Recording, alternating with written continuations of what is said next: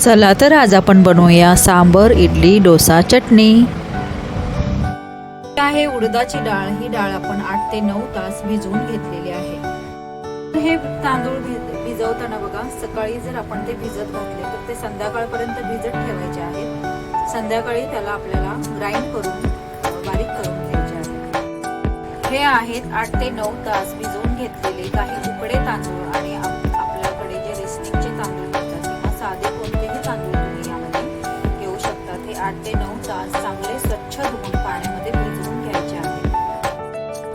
तर पहा, या पद्धतीने आपण हे भिजवलेले तांदूळ ग्राइंड करून घेतले आहेत. त्याचं पीठ वाटून झाल्यानंतर आपण यामध्ये ऍड करणार आहोत उडदाचे पीठ. तर यानंतर आपण यामध्ये ऍड करणार आहोत नमक.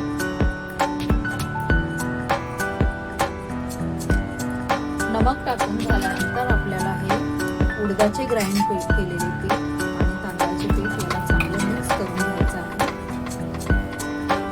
हे दोन्ही चांगल्या पद्धतीने मिक्स झाले पाहिजेत. या पद्धतीने पीठ असं ठीक पाहिजे.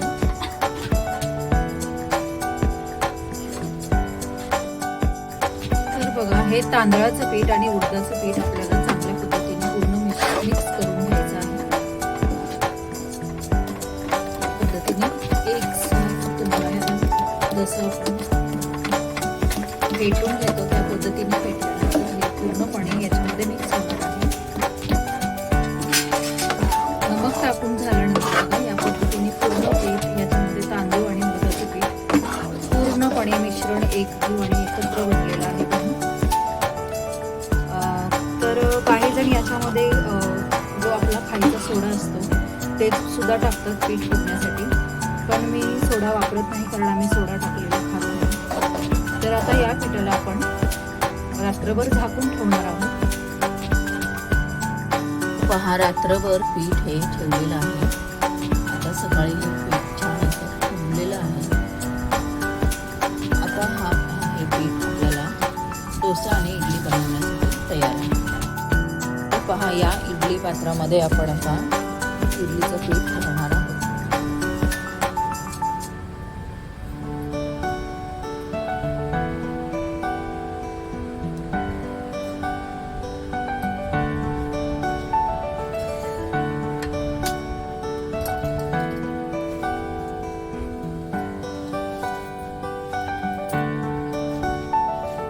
तर एक एक करून असं सर्व इडली पात्रांमध्ये आपल्याला हे इडलीचं पीठ भरायचं आहे. इडलीचं पीठ भरण्यापूर्वी त्या पात्राच्या खालून तुम्हाला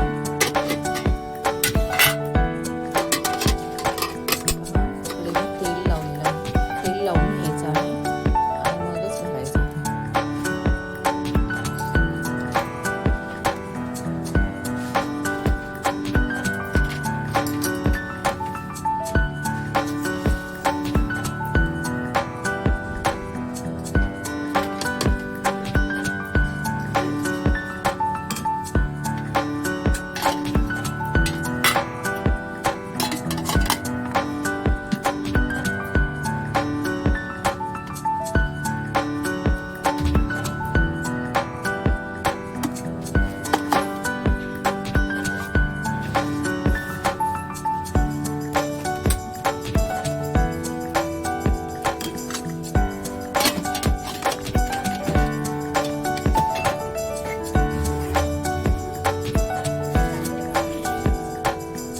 तर चारही पात्रांमध्ये आपल्या इडलीचं पीठ झालेलं आहे. याला आता आपण बंद करू.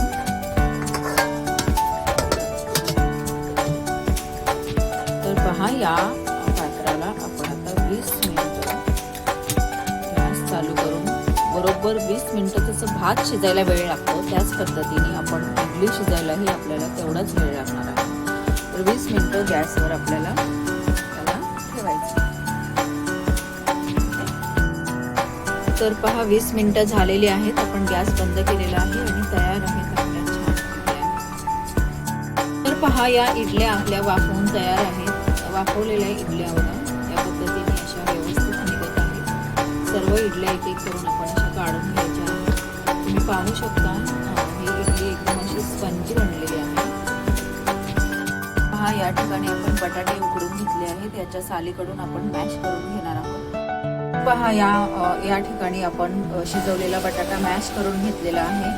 ही भाजी आपण डोशावर पसरवण्यासाठी बनवणार आहोत. त्यासाठी आपल्याला लागणार आहे मॅश केलेला, शिजवून मॅश केलेला बटाटा, कांदा. तर पहा कढईमध्ये तेल गरम झालेलं आहे. आपण यामध्ये आता कांदा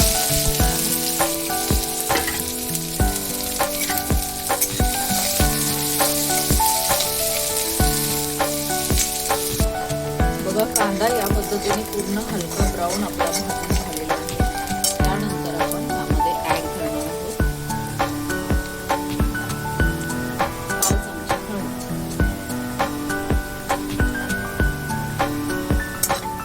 हळद, टाकून झाल्यानंतर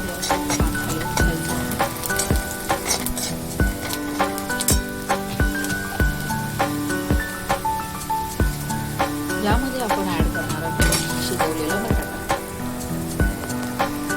यामध्ये आपण शिजवलेला बटाटा ऍड केलेला आहे. चवीनुसार मीठ टाकायचं आहे. या भाजीला छान मिक्स करून हलवून घ्यायचं आहे.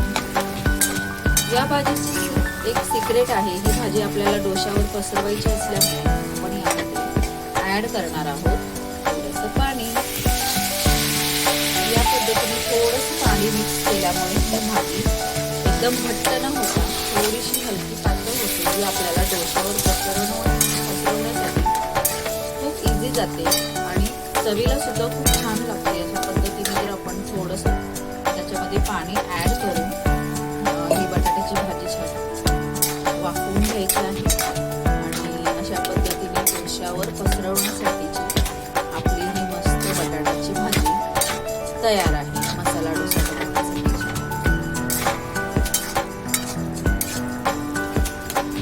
तर पाणी टाकल्यामुळे याची कोणतीही टेस्ट कमी होत नाही.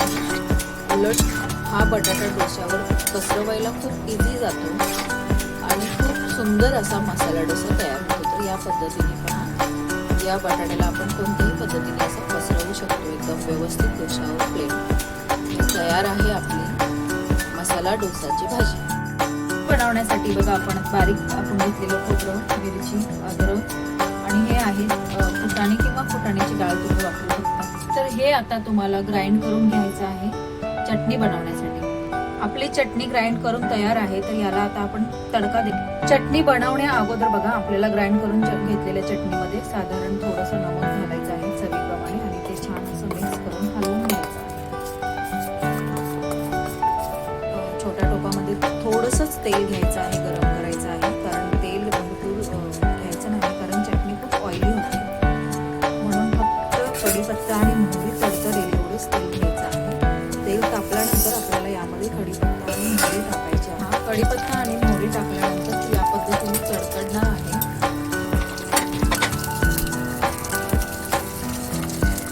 तर याच्यामध्ये बघा या फोडणीमध्ये तुम्ही पाहू शकता की थोडीशी उडदाची डाळ टाकलेली आहे, कढीपत्ता आणि मोहरी टाकलेली आहे. तर ही उडदाची डाळ थोडीशी ब्राऊन होईपर्यंत आपल्याला तडक्याला तडतडू द्यायचं आहे. छान तडतडल्यानंतर बघा कढीपत्त्याची पाणी सुद्धा तडतडत आहे.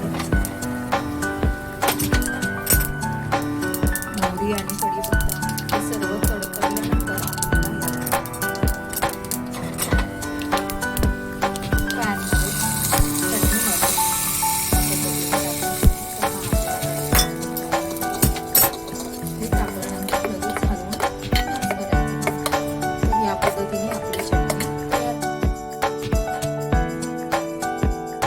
आणि पहा इन्स्टंट सांबर बनवण्यासाठी आपण पाणी बॉईल करणार आहोत आणि त्यामध्ये 1 कांदा आणि 5 ते 6 बिया काढून घेतलेल्या टोमॅटो आपण 5 ते 7 मिनिटं उकळवून घेणार आहोत.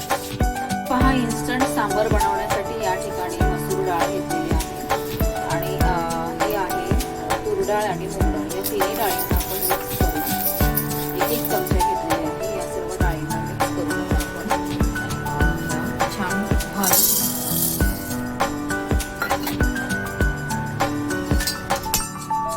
या पद्धतीने